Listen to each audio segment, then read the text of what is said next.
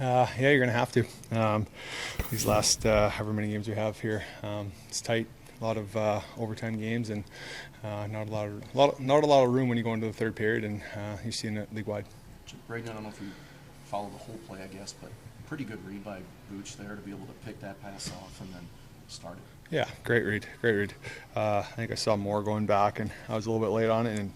And he's got to stick in the way. He's a guy that breaks up a lot of plays, and a guy that's good defensively, and he's able to spring me. And for him to have the know-how to kind of just compose himself there and then find you up along the wall. I mean, yeah. You reading him the whole way there, I guess. You just take off. When you ever see a turnover in overtime, you just take off, and whether he gets you the puck or not, at least you create space for him if he is going to carry it up. And like I said, he's got great vision. He found me.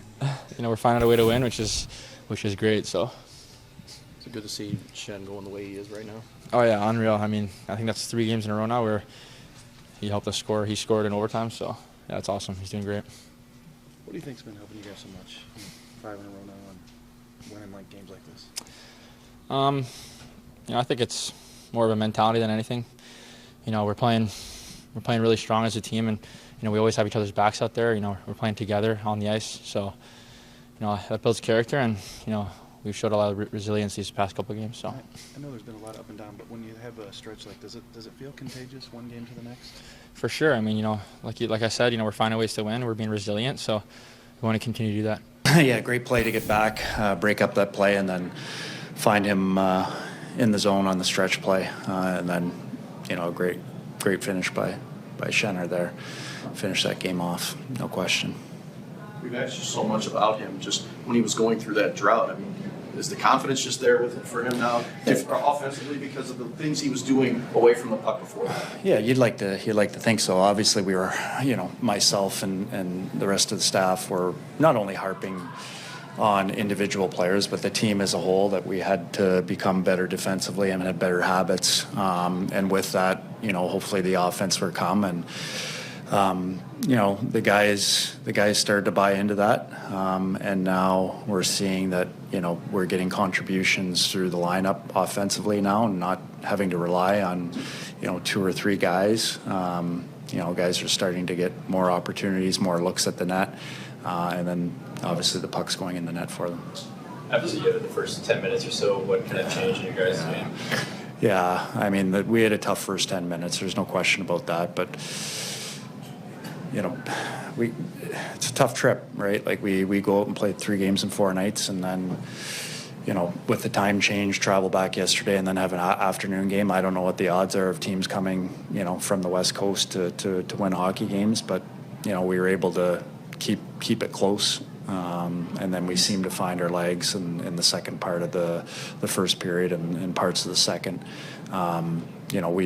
We certainly made some mental mistakes, and that's going to happen in a game like that. But I just thought we showed a lot of, I don't know what you want to call it, but we dug in. Like we could have just kind of gone away when they scored the 2 shorthanded goals and said, we'll save it for later, but. Guys found a way. They score a shorthanded goal. Our power play comes back quick and is able to score, and then we score shortly after that, and they're able to score again. And I thought the effort in the third period was there. We did a lot of good things, and then we get rewarded in overtime. But it's a tough game for our guys to play. And it's a desperate hockey team over there in LA, and that's an important 2 points for us. It's a big game for us, a real big game. And for us to dig in and find a way to get the extra points is important. Drew, along those lines of digging in, I think in the winning streak now it's up to like 6 times you've raised the deficit. Is that something that you're teaching, preaching, or is that something that you're just coming up with? Well, I think it is a belief, but we're putting ourselves in a position that we're not out of games. Like we're always in games, I find, right now. And I think that's a belief where we get ourselves into games that we get into the third period, whether we're tied ahead or down by 1, that we have an opportunity to come out of this with a win or points at least. And we have players that are just the things that we can control, we're starting to meet the standards on that, I think, and I think that's been whether it's a mindset with our group. We're starting to see results with that, and I think with the results then becomes confidence and belief within the core group and the team. How's Scott doing? I actually don't have an answer for that. A couple weeks ago, you mentioned that there was going to be any breathing room for the rest of the year. Has the urgency of trying to fight for that wildcard spot carried you guys throughout this winning streak? Yeah, I mean the urgency, of finding ways to win hockey games, I think, just goes in hand with where we're at, and not necessarily, being in a wild card spot or a playoff spot. I think a lot of it has to do with who we're playing and the teams we played that are good, and the games that were.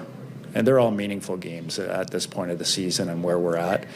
But, the game against Calgary, the game against Seattle, and then again today, those are three teams that we're fighting for position in, and we're able to come up with, basically they're 4-point games because they're big swings in the standings. And, we've made up some ground. We put ourselves in a good position here. We still have a game left. So, we have a lot of work to do, but, we'll get through Tuesday, keep building on what we've done here over the last couple weeks, and, put ourselves in a position going to the break where, 1, we can get some rest, 2, we can get a little healthy. We got some guys that are obviously banged up a little bit, and, get ourselves ready for a push.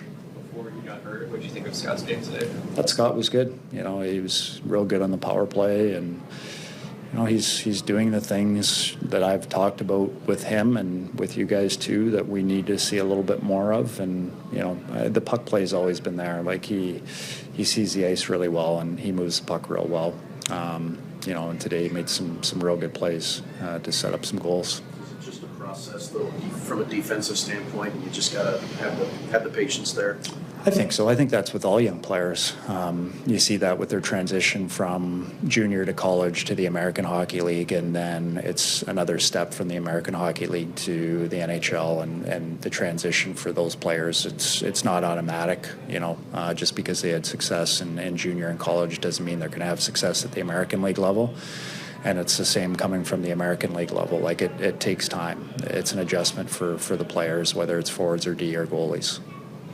About the power play, in the past it was 0 for 5, and it wasn't helping you. Even though you still see areas of the power play that you'd like to see better, at least you're getting that one power play going. Yeah, it was big. Obviously, we would like to see ourselves score in the third period when we had those opportunities, and we had a couple looks. Obviously the negatives, the 2 goals that were scored, one was on it and then late, but there was some good things. Obviously, we don't want that to become a habit with us.